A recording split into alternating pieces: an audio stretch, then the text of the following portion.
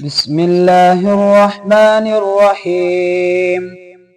الحمد لله الذي أنزل على عبده الكتاب ولم يجعل له عوجا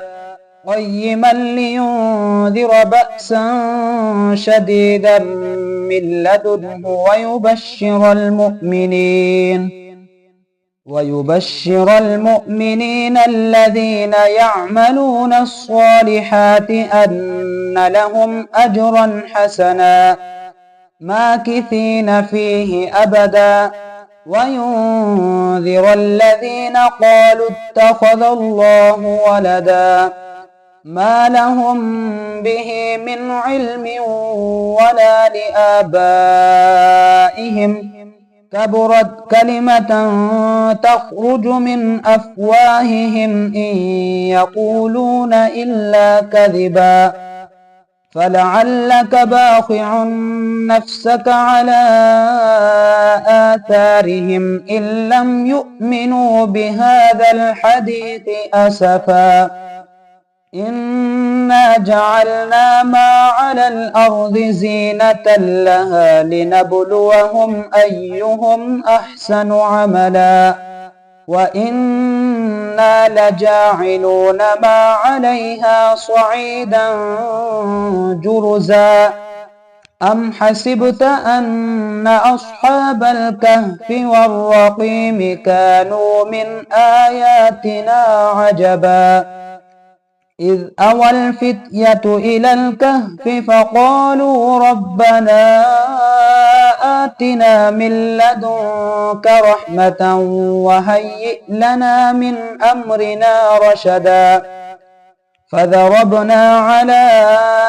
آذانهم في الكهف سنين عددا ثم بعثناهم لنعلم أي الحزبين أحصى لما لبثوا أمدا نحن نقص عليك نبأهم بالحق إنهم فتية آمنوا بربهم وزدناهم هدى وربطنا على قلوبهم إذ قاموا فقالوا ربنا رب السماوات والأرض لن ندعو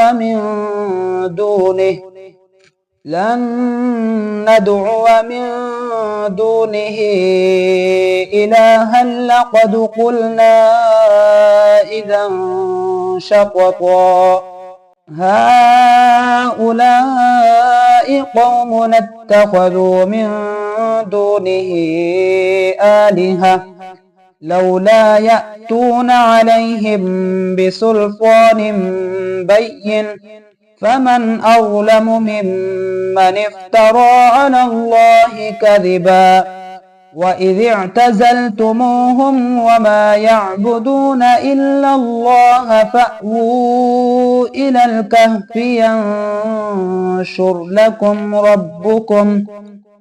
ينشر لكم ربكم